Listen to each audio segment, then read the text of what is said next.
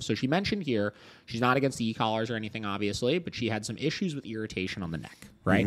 Now, a couple misconceptions here, right? Or one big misconception, I should say here, right? Is that the e-collar is burning the skin while you're using it, and that's what's causing the irritation, right?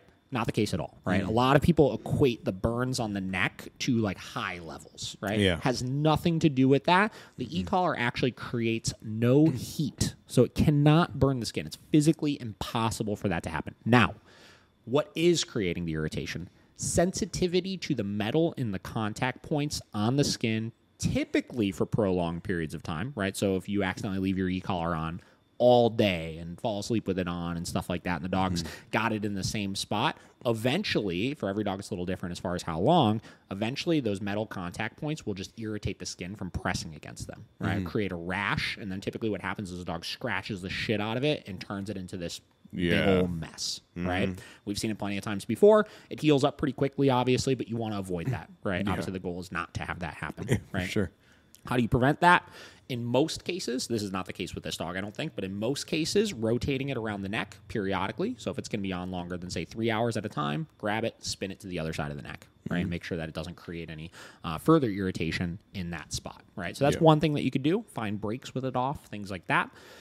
Now, in some dogs' cases, there is a nickel in the contact points. And the fact that she said the prong collar caused some irritation as well also leads me to believe that it's that, because the prong collar also has nickel in it, right? And some dogs are hypersensitive to those metals, right? It's like I've seen people before that they'll wear a certain type of bracelet, right, or watch or something like that, and like where the buckle sits or whatever, you'll notice your skin will just get super irritated. I had a watch one time that had this like leather band with something on it. And every single time I wore that watch, right there on my wrist, I got this big rash. Yeah. Right? So it could have nothing to do with neglect or keeping it on too long or anything like that. It could just be that the dog has an allergy to the metal that is in the contact points. So what do we do if we notice that? And she said peach, like it's like almost dog's like, already like, has no fur there and stuff like that. So the dog probably is susceptible to skin issues and like stuff. Straight skin, right. So we'll see some dogs like that. I remember one time. So in my ex and I had a dog, right, and she was really sensitive to everything, right? And this is when I first started getting into training. I was going to start prong collar training with her, right? And I put a prong collar on her neck for like an hour. I didn't even use it. I just literally put it on her neck, right? Took that thing off, entire freaking neck, dude, swollen in all the spots where the points were. Like, it was like bubbles on the neck. Really? Just from an allergy to the prong collar. Wow. Right? That's all it was. Didn't even use it. Had it on for an hour. First time she ever had one on her in her life, right? So we wound up needing to use a different type of prong collar, right? So what are your solutions for that? From a prong collar standpoint, there's two options, right? So Star Mark makes a collar that's like a plastic prong collar, right? That's what we used with that dog, and it worked fine, right? It's slightly less aversive than the prong collar is. So for some dogs, that's fine. For other dogs that are big pullers and stuff, it's not going to be quite as effective as a standard one.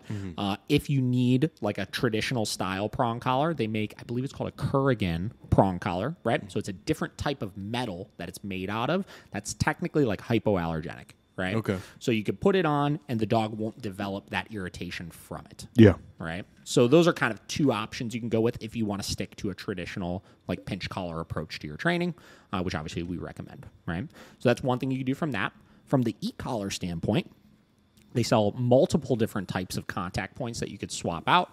They have one that's called a comfort pad, which is basically instead of 2 contact points, it's 4 that are really close together that are made out of copper as opposed to the nickel, right? Which is a little bit more hypoallergenic, obviously. And because they're closer together like that, it's not like 2 that are pressing into the skin. It's 4 that just kind of sits comfortably there, right? So that's one option that we typically recommend for people. They sell them in a long hair and a short hair form. So depending on what kind of fur your dog has, you could find one appropriate for it. They also sell additional regular contact points that are hypoallergenic material. I don't know exactly the material they're made out of, but they're for like super sensitive skin dogs, and that also can be very beneficial for that. So from your equipment standpoint, right, my recommendation would be that you just get stuff that's going to be less aversive on the dog's neck, right? And then you get past it. Like in a lot of cases, you know, if you're doing your e-collar training, once you're past your first week or so, you don't even need like a pinch collar or anything. You could just switch to a regular flat collar or something like that and just use your e-collar. That way it's even less putting pressure on the dog. Right?